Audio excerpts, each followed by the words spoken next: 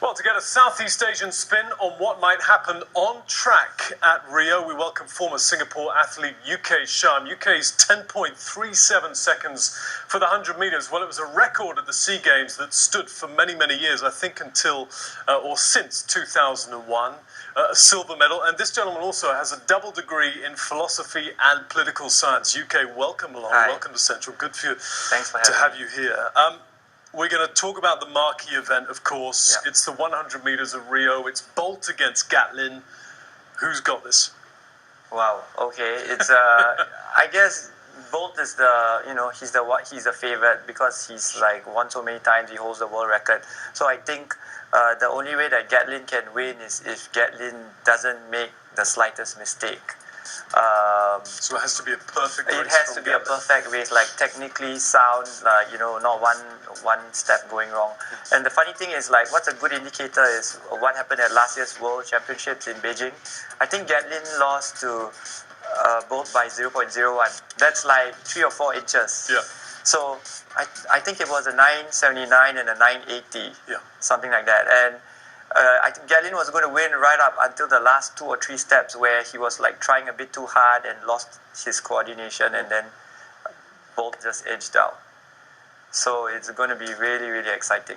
It's going to be a wonderful race. Now, you've raced, of course, against the best during your glittering career. I mean, from a technical standpoint, what do these two men bring to the party that other athletes don't or can't? Okay. For Bolt, it's the height, definitely. Bolt is like 196, and the funny thing is that for his height, he can move like a short sprinter. So at the beginning of the 100 meters, you need to focus on leg turnover, how fast you move your legs. But despite the fact that his limbs are so long, he can move it as fast as someone that's like 180. If you look at the rest of the field, a lot of them are 175, 180, 185. Bolt is your height. Yeah, I think. my height. Yeah. But I mean, as a long-limbed individual, surely he can't have the same fast twitch fibers, for example, as Gatlin. He probably, that's why he's an anomaly, and that's why he smashed the world record by so much, right? I think if you look at the other Olympic finals, he's always like 2 or 3 meters ahead. And what is his strength is his stride length. So the minute, once he's up and running, I think nobody can catch him because of the sheer stride length. So his maximal speed after the second half of the race is like untouchable. And the funny thing is that they both Bolt and Gatlin have different race like models. Gatlin needs to start really fast and then be consistent, whereas Bolt just needs to make sure he's with the pack, and then after 60 meters, that's where he's going to make a difference. And then he starts looking around, saying, Yeah. come on guys, where are you? I mean, aside of these two, anyone who could sneak in there, any dark horses in your eyes? Okay, the funny thing is, I think this Olympics we're going to see 2 youngsters, like 20-year-olds, one, a guy called Trevon Bromell, who is actually the world indoor champion. He's from US.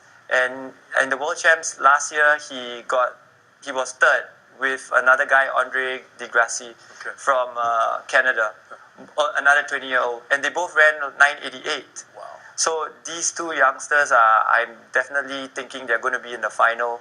And if they were bronze medalists in the World Champs, which was just last year, it's quite possible that they might sneak in a medal. Okay, we'll keep an eye on those two. Let's move then to the 200 metres, and with the likes of LaShawn Merritt in the mix alongside Gatlin and Bolt as well. I mean, how do you see the 200 metres panning out, which I guess is Bolt's, not his, but Bolt's strong suit? Yeah, I think over the longer distances, Bolt becomes more and more untouchable because of just the speed endurance element and the raw, like maximal speed.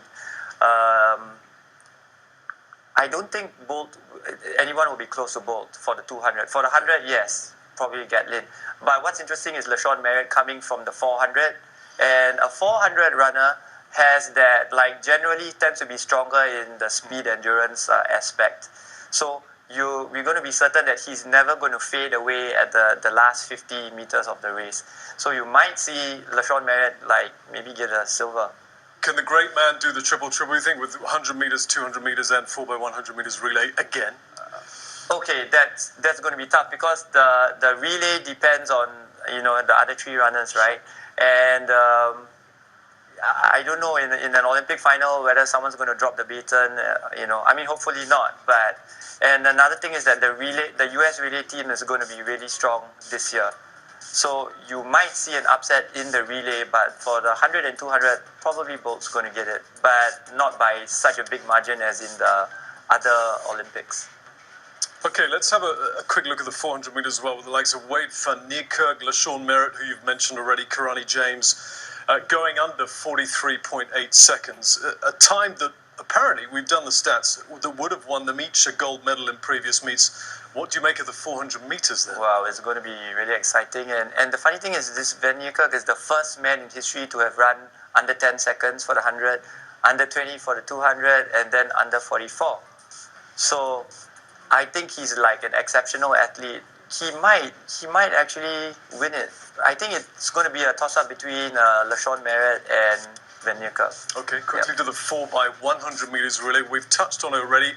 Is it a two-horse race between the USA and Jamaica? And also give us an idea how the team tactics, how does a team prepare for the 4x100 metres? Well, it's probably going to be a two-horse race. In the last World Championships at Beijing, the funny thing is the US, they messed up the last exchange, and that was why there wasn't a fight. But if they don't mess it up, I think US man for man might be just slightly a bit faster. You might see the Chinese coming in to sneak in a bronze, the French, and Britain probably. But the Brits traditionally mess up the baton exchange, don't they? The Americans traditionally mess up. The Americans have always had pure talent and pure ground speed, but when it comes to a big race, sometimes they fumble. But these kind of things happen at such a... In the heat of the moment. Yeah, in the heat of the moment, the slightest mistake, and when everyone's running faster, a slight confusion, and then you drop the baton. It makes for wonderful drama. Let's have a look then. We'll talk hopefully about Asians doing well in Rio. I mean, anyone you could potentially see reaching the finals of the 100, 200 or 400, or are we looking at semi-final berths for the Southeast Asian sprinters? I think for the Asian sprinters, we will see quite a few in the semi-finals. There's a Japanese called Ryoto Yamagata, who's running 10-1s. So I'm sure he's going to be, there he is. I'm sure he's going to be in the semi-final. And Su Bintian, who is Chinese. I think he trains in the US, and he's the first Asian man to go under 10 seconds. He ran 9:99 last year, and in the World Champs last year, he was the only Asian finalist. So he might be in the Olympic finals, and then he'll make history for the 100. Yeah. One more person that we have is quite interesting is Femi Ogunadu, I think. Okay. Can't pronounce his name. But he's Nigerian descent, and then he's now in Qatar, and he has run 9:91. And so he trains with Gatlin, and he's been running with all those world-class athletes for a few years. So, he's Asian, and he might make it to the finals.